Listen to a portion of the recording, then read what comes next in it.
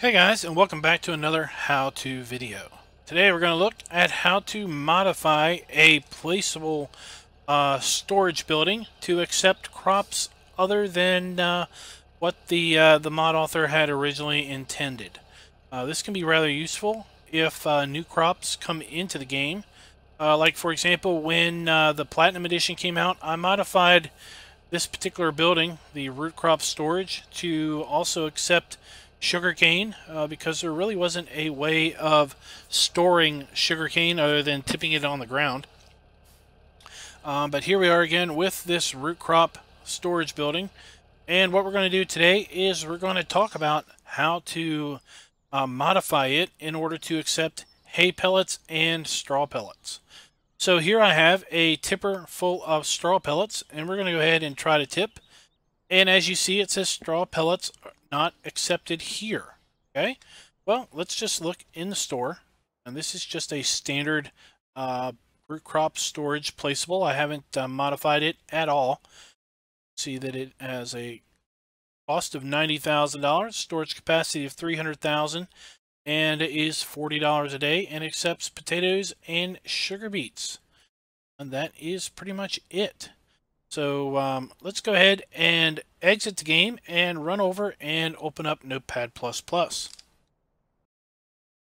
Alright, so here we are over in Notepad++, and we've got both the Dogface root crop storage XML and i3D file opened up here.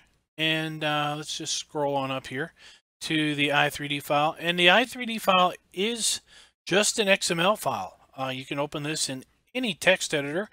I choose to use Notepad++, simply because it is a nice XML editor that likes to color code things, so it makes it very easy to see if you happen to have a typo or have messed up the overall syntax.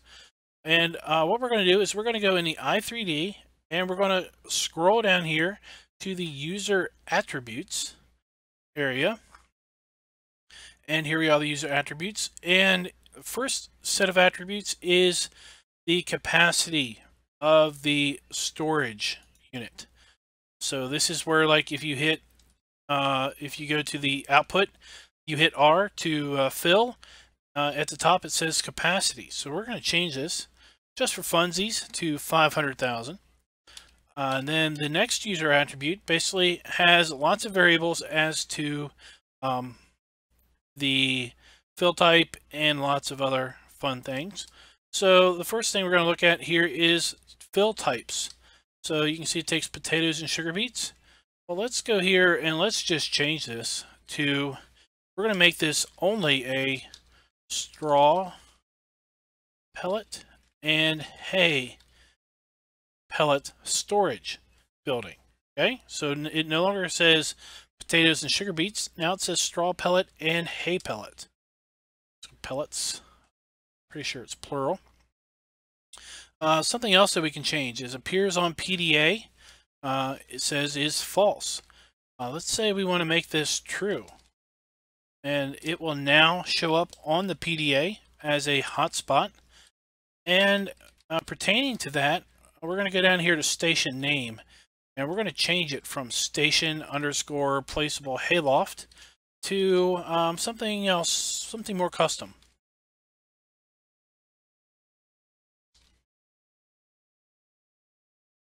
So now it's Farmer Klein's Pellet Storage House is the station name. So we're going to go ahead and just save that. And let's go over and take a look at the XML, because there's lots of other fun things we can tweak over here. So up here, this section up here, store data, is basically related to the store, the mod in the store. So it has a capacity of 300,000. We're going to change it to 500,000. Now all this does is it just tells you the capacity in the store. This doesn't actually change the mod capacity. The i3D variable here, capacity per type, this is what actually changes the actual capacity of the placeable. Fill types, potato and sugar beet, we're going to change these to straw pellets and hay pellets. Okay. While we're at it, I think 90,000 is pretty expensive for that building. Let's 30,000. And let's make the daily upkeep 10. And that's all we're going to change there. Let's go ahead and save that out. Now let's go ahead and jump back on into the game. Alright, we are back in the game, and let's go ahead and take a look at the menu here. And now you can see we have a hotspot. It says Farmer Klein's Pellet Storage House. And I happen to have a second one over here. Let's go ahead and visit that one. Got a second one over here that I just put down just to show you that we can now jump to it. And it shows up over here, Farmer Klein's Pellet Storage House. Now, do note if you have multiple of these, that you will get the exact same name showing up there. Let's go ahead and look in the menu in the store. And here we are. Now we are at 30,000 versus 90,000. We have a capacity of 500,000 liters. Maintenance of $10 a day, and our fill types are straw and hay pellets now. Did not change this description. It still says storage building for beets and potatoes. We could have changed that also. So let's go ahead and jump on in our tractor. And let's look at that. It now takes straw pellets.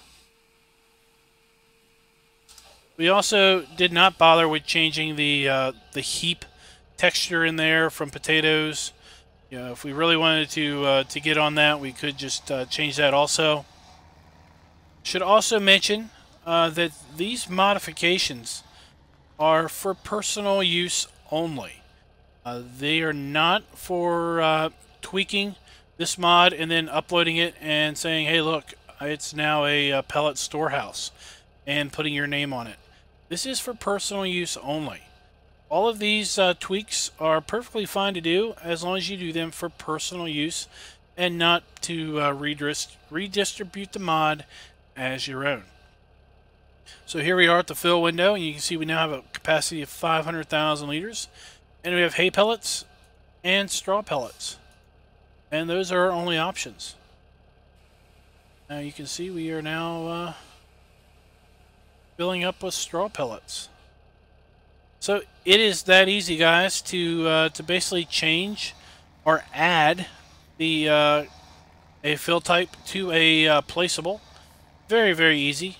This can be done to many different placeables that are in the in-game mod hub, or that you may find somewhere else out there on the internet. So I hope this helped you out, fit a need maybe that you have.